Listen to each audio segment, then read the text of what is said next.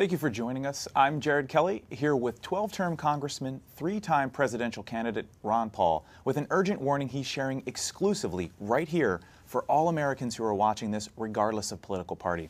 Dr. Paul, it's an honor to have you with us, sir. It's my pleasure, Jared. Well, let's get right to it. You believe our country is on the cusp of a massive financial crisis. Just how bad are you predicting the crisis will be?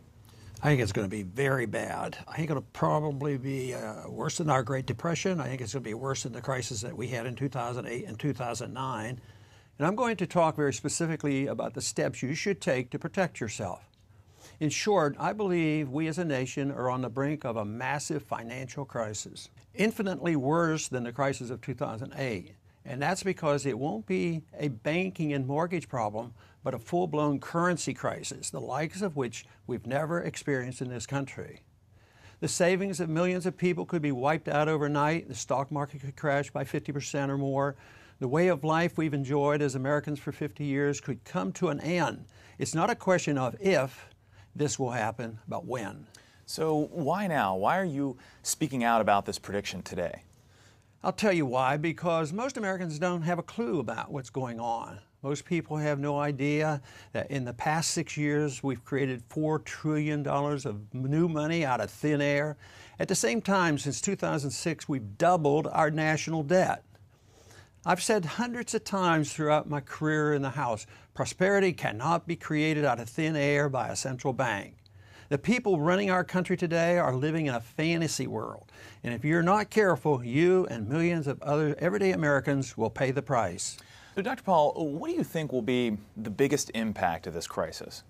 Well, sooner than most people think, I predict we'll see people losing confidence in the U.S. dollar as a simple result of investors around the world realizing our currency is no longer the safe haven it once was. And you cannot restore confidence with more paper money. And when the currency collapses, nearly everything else goes with it. Stocks, bonds, commodities, you name it. When you destroy a currency, you can destroy the entire economy. You can destroy the whole nation. The middle class gets wiped out. The way you live, work, travel, and retire and invest in America, everything is going to change. Some of it in ways most people can't even imagine. So, essentially, you're predicting the entire U.S. financial system will collapse. As someone who's spent 22 years in Congress, what do you think will be the immediate impact on the federal government? Well, I'm fearful of a collapse, Jared. For one thing, it makes it a lot harder for our government to borrow money and pay interest on all the debt we've racked up, or to expand the welfare state, or to station the U.S. military in 140 countries. But forget the government. The real concern is what happens to everyday Americans, especially the middle class. How so? Well, for the everyday American, if the government's broke, all your wealth, all your savings will be put in jeopardy. We'll see massive changes in our retirement system and Social Security.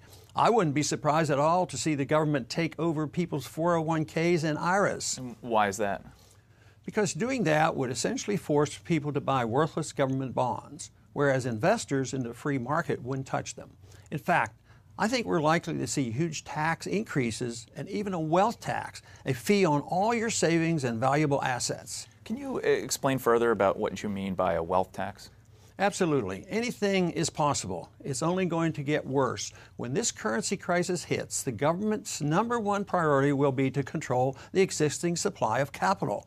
We'll see all kinds of new laws and rules about what you can do with your money, where you can put it, where you can move it. And of course, we'll see a massive inflation when all those trillions and trillions of newly printed dollars make their way into the economy. Because we can barely finance our debt right now, so you can imagine what it's going to be like when interest rates go up 0.5% or 1% or 2%, the ball game's over. It's going to be especially rough on seniors or anyone who relies on the government for income. But isn't inflation, is that really the main worry? I mean, we've had inflation before, back in the 70s. Well, for starters, it'll lead to a total breakdown of the stock market. Imagine 2008, Black Monday, and even the crash of '29 all happening in a single day. The middle class will be wiped out. But you're right, in a certain sense, what really worries me isn't necessarily a stock market crash. The real killer will be the effect of all this on our society and our liberties. But we have to have an understanding about how important personal liberty is because it is connected to our prosperity. We were the most prosperous country in the world, mainly because we had the most liberty. But now we've lost our liberty, and guess what? Our prosperity is being threatened. You mean unemployment? No, it goes deeper than that. When you destroy a nation's currency, you destroy businesses, you destroy friendships and families. Faith in money is critical to a free society. Without it, you can forget about businesses and commerce, and you can forget about any sense of normalcy. People won't have any clue what to do when there's a line around the block just to access the ATM, or when the banks start shutting down. They won't have any idea what to do when stores stop accepting dollars as payment, or when no one's willing to make a loan anymore. So you're predicting social unrest? Definitely. I think we'll see problems in the big cities especially. In fact, we're already seeing the beginnings of that. Ferguson, the riots in New York and Detroit. What it comes down to is that people are going to be very, very unhappy when they turn on the TV one morning and hear that their life savings is suddenly worth a fraction of its former value. If investors around the world lose confidence in the U.S. dollar, the prosperity we've enjoyed since World War II will essentially cease to exist. Our governments on both the federal and state level could temporarily shut down. Businesses will close their doors. The price of things like milk and bread could skyrocket. Government created this. How can you depend on the Federal Reserve to solve this problem when they are the culprit who brought about the bubble and brought about the crash? The U.S. dollar is built entirely on confidence. If that confidence dissolves, so does everything else. And that's the weakness of paper money. Right. You see, governments have the power to declare paper to be legal tender, but they do not have power to give that money value. And this is something the politicians won't tell you. They've all been taught bad economic policy. I don't think they're bad people. I think I guess another term that is not as generous, but they're just ignorant of good, sound economic policy. I know because I spent 12 terms in Congress fighting the people who control our monetary system. In fact, the threat of a currency crisis is what first drew you back into politics back in the 70s. When President Nixon took the U.S. dollar off the gold standard in 1971, you became a Republican candidate for Congress. You served on the House Banking Committee, where you blamed the Federal Reserve for inflation and railed against banking mismanagement as the cause of the savings and loan crisis. That's correct. The Federal Reserve should be abolished. The average American doesn't have a clue just how dangerous and corrupt the Federal Reserve System really is. Today, we've essentially embarked on an out-of-control experiment with our currency, printing absurd amounts of money out of thin air and borrowing so much that we can never, ever hope to pay back our creditors. You realize it took our nation 216 years to rack up $8.5 trillion in debt, and then just 8 more years to double that amount. Well, let me ask you this. You served on the House Banking Committee, the Committee on Foreign Affairs, and you sponsored over 600 legislative bills. Why aren't you back on Capitol Hill trying to spread your message from a congressional office? Because I'm finished with Congress. For me, this has nothing to do with politics or fundraising. It's the biggest financial story of my life, which I've been tracking my entire career. And now that it's finally here on our doorstep, I just want to warn as many people as possible. The simple fact is, the more people who prepare themselves, the better off we're all going to be. The fewer people relying on the government to fix this problem, the stronger our country will turn out in the long run. Because believe me, the government won't be able to do a single thing about this crisis. Remember, they're the ones who caused it. And remember this too, by the time we see a full-blown currency crisis, it'll be too late for you to protect yourself. The government won't warn you or save you. And I say that as someone who's met with every U.S. president for the past 40 years and every Fed chairman. I remember I once rode alongside President Reagan on his helicopter Marine One. And the subject of what's happening to our money came up. And he told me, he said, "Ron, no great nation that abandoned the gold standard has ever remained a great nation." I also confronted Alan Greenspan about this, and he told me he still stands by his original thesis, which was published decades ago. He wrote, "In the absence of the gold standard, there is no way to protect savings from confiscation through inflation. There is no safe store of value." But you're through with Washington now. Yes, my years of fighting in Washington are over. I don't work in Congress anymore, and I'm not making any more runs for the presidency. And that's why today, all I can do is spread this public message right here, right now, for anyone who is watching, and explain exactly how I believe you should protect yourself and get prepared. In fact, you're recommending an entire blueprint of steps to get ready, correct? That's right. I think it's remarkably simple for most everyday Americans to prepare. Now, keep in mind, I don't think you need to open foreign bank accounts, and I don't think you need to flee the country. The fact is, there's still nowhere else on earth I'd rather live than right here. But the important thing to realize is that you have to take action now. You have to realize that your financial safety is in your own hands. You can't wait for Washington to fix these problems. Real monetary reform will only come after a major currency crisis hits. And for most Americans, that will be much, much too late. That'll be only after a catastrophic stock market crash, after the bankruptcy of dozens of financial institutions, and after many people's savings are completely wiped out. And you're convinced these problems can't be fixed by elected officials inside our government, right? I tried to change the policy myself from the inside for 22 years. Believe me, I tried. And my conclusion is that there's absolutely no hope for the Fed or the government to conduct responsible monetary policy. I've spent decades grappling with Fed officials in committee meetings and at luncheons and private discussions with Fed chairmen. The problem is that our government cares very little about the basic laws of economics. They have very little understanding about how a free market actually works. What do you mean by the basic laws of economics? I'm talking about the consequence of printing paper money with no regard whatsoever for the value of that money. You see, governments can fool people for a while by printing paper money, but in the end, it's inevitable that trust in the money will be lost. Without trust, paper money is nothing. Trust in the dollar is absolutely required for it to keep its status as a vehicle of economic exchange. And we're already starting to see that trust fall apart in billions of dollars worth of transactions with more than 10 countries around the world.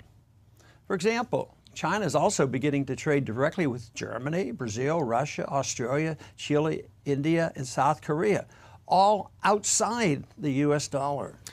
Some politicians might say, what about all the positive changes and steps we've seen in the economy in recent years? I mean, the market's up 200% since 2009. Real estate prices have rebounded. At a glance, many people believe that America's back to normal.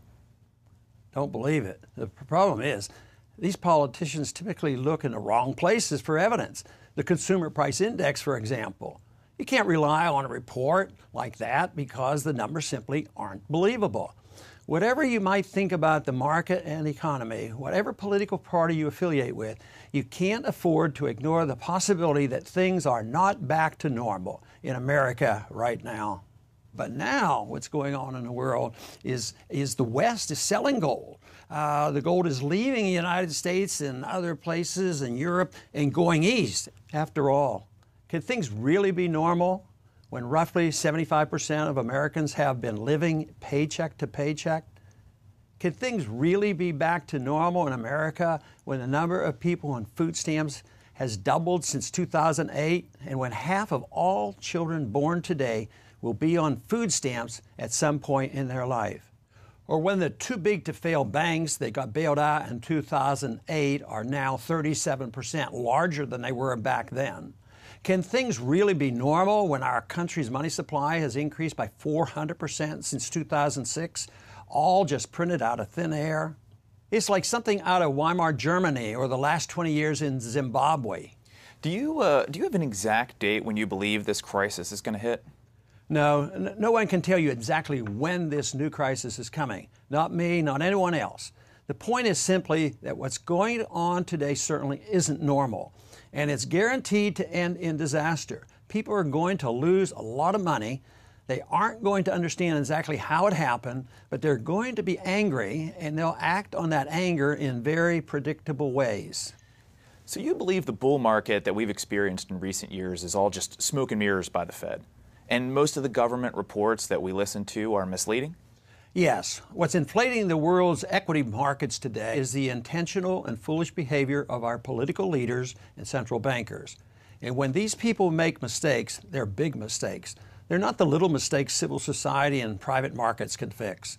Like I said, America is not immune to the laws of basic economics, and we're not the first country who's tried printing massive amounts of money as a way of cleaning up a financial mess. It never works. Over the past 100 years, the type of debt crisis we're facing here in America has appeared in Germany and Russia, Austria, Brazil, Argentina, Chile, Poland, Japan, China, Greece, Ukraine, Italy, Ireland, Portugal, and Spain. And in every single case throughout human history, printing more money has never solved the problem, ever, and has always led to severe consequences for ordinary citizens who found themselves unprepared. But what about all the positive steps we've seen in the economy in recent years? I mean, isn't there a chance that a lot of these concerns just may not surface at all? I don't think it's a positive step when 52% of all American workers make less than $30,000 a year by one recent measure. Do you? And I definitely don't think it's a positive step when every single hour of every day the U.S. government spends about $200 million it doesn't have. It's precisely that sort of fiscal mismanagement that caused me to sever all ties with the Republican Party in 1987 and run for president the following year. Okay, well, let me ask you this. What'll set this whole thing off? I mean, where's the tipping point? The tipping point happens when people lose confidence in the U.S. dollar, and when that happens, interest rates will rise dramatically. And I believe it's going to happen sooner than most people think. Think about this. Every 2 months, the U.S. government borrows more money than the combined annual profits of the 100 biggest publicly traded companies in America. Does that sound sustainable to you? No, but at this point, it's completely normal for America, right? I mean, the world already knows we have this huge debt, so how is that new? America can't be a debtor forever. It can't be normal that we owe more government debt than any country in the history of the world. It can't be normal that we have more debt than every country in the European Union combined. Granted, we've been hearing about this stuff for years, but what's new about all this is that the costs of maintaining all that debt are about to skyrocket. Again, you can't put off paying your debts forever. It always catches up to you. It's not a question of if, but when. Yeah, but if paying... Wait a minute, hold on. Think of it like this. The Fed has manipulated interest rates 10 times since August 2007, from around 5% to between 0 and 0.25, okay? How can a rate of near 0% last forever? It can't. So ask yourself, what happens if the average real interest rate goes up? I'm not talking about skyrocketing rates of 10% or so, which aren't hard to imagine, but I'm talking about if rates just go up to normal. What if the rate ends up being just 4% annually? How does the government pay off all our debt? Do you realize that even if we paid it off over 30 years, a 4% would end up spending $58 trillion just to simply repay what we owe right now? If the rate ends up at 6%, we'd spend $102 trillion. How do we pull that off? Well, a lot of this stuff is just mismanagement by politicians, right? Isn't there a chance the rest of the world might, I don't know, cut Americans some slack and wait around for policy change? No, that's not how international credit works. 10 different countries have already signed deals to begin phasing out the U.S. dollar as the basis of trade. And you definitely can't wait for politicians to solve the problem. Our net public debt has more than doubled since 2006. This is years and years in the making. The politicians can't solve this problem. There's no chance they'll work this out. It's too late. As far as the world cutting America slack, you have to remember that the entire concept of money is based upon soundness, the promise of value. That's what money is all about. You've heard the expression, good faith. Sure. If we don't make a good faith attempt to pay back our debt, nobody will loan us any more money. And printing even more money makes the problem worse. And that's because the entire idea of honest money developed naturally to replace bartering so that farmers didn't have to walk around with a bag of potatoes anytime they wanted to buy something, right? Paper money is a promise that something of value is tied to it, like gold. We left the gold standard decades ago, so the U.S. dollar is only as good as the faith people have in it. And that confidence is already starting to crumble. Exactly. And when money can't be trusted, the price signals in the market all around the world can't be relied on anymore, which makes it harder and harder for people to exchange labor and capital internationally. The entire system breaks down as a result of the inevitable mistakes people make investing and saving their money.